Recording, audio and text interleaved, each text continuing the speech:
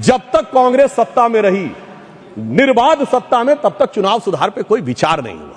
चुनाव सुधार पे विचार शुरू होता है 1977 में, जब इलेक्शन कमीशन द्वारा ECIL को इलेक्ट्रॉनिक वोटिंग की संभावनाएं खोजने के लिए कहा जाता है। और फिर इंदिरा जी के समय में 1982 में आर्टिकल 324 में चुनाव आयोग को 50 पोलिंग बूथ के ऊपर इलेक्ट्रॉनिक वोटिंग के बारे में प्रयोग करने के लिए कहा जाता है। फिर राजीव जी के समय में 1988 में 61A में चेंज करके कहा जाता है कि EVM का प्रयोग किया जा सकता है, और 15 मार्च 1989 को राजीव गांधी की सरकार के समय में इसको वैधानिक मान्यता प्रदान की जाती है।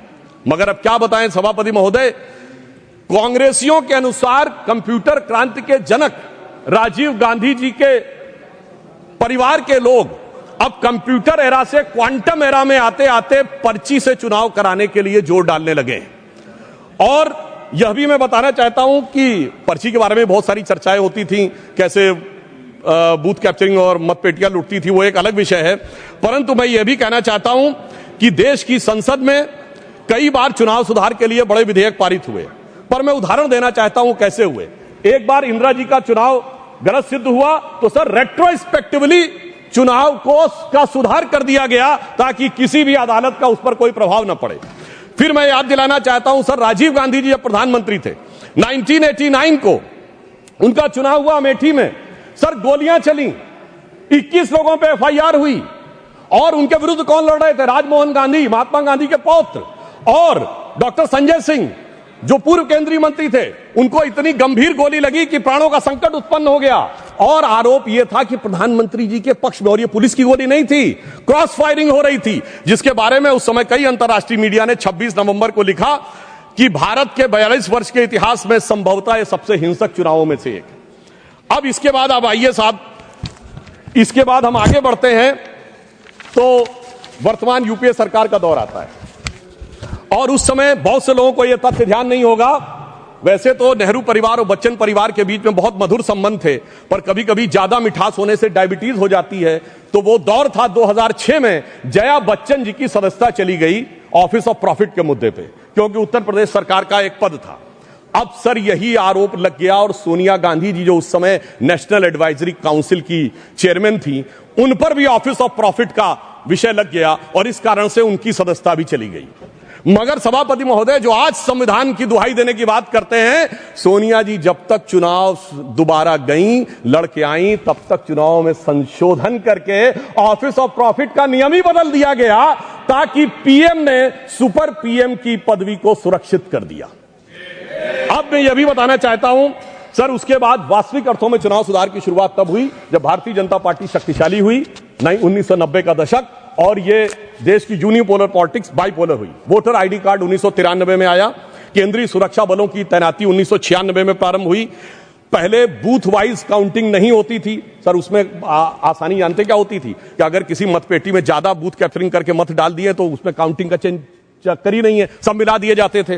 वो शुरू हुई। अटल जी की सरकार के समय में CCTV का प्रयोग शुरू हुआ, पहले प्रायोगिक तौर के ऊपर, और 2005 से CCTV की परमानेंट CCTV यूज होने लगा। अब इसे महज संयोग ही माने कि 2005 के बाद से कभी राजद और कांग्रेस को बिहार में बहुमत का अधिकार नहीं मिला।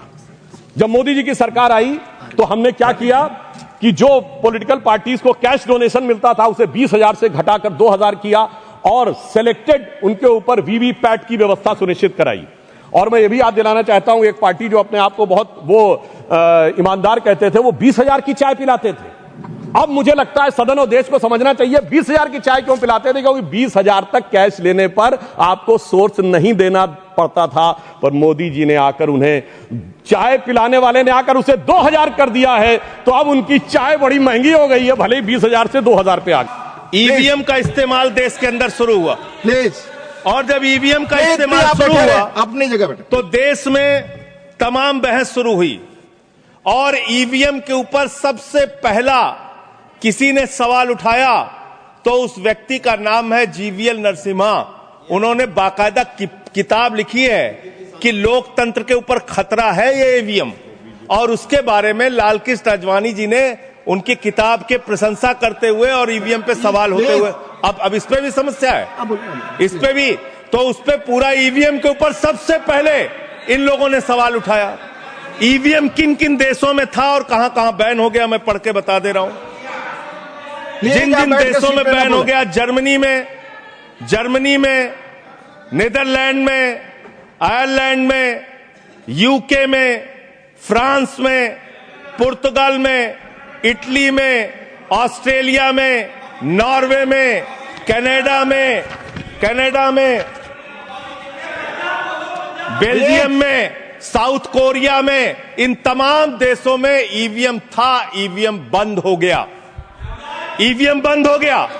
लेकिन मुझे एक मन में शंका होती है जो आपके माध्यम से उधर बैठे हुए लोगों से पूछना चाहता हूं।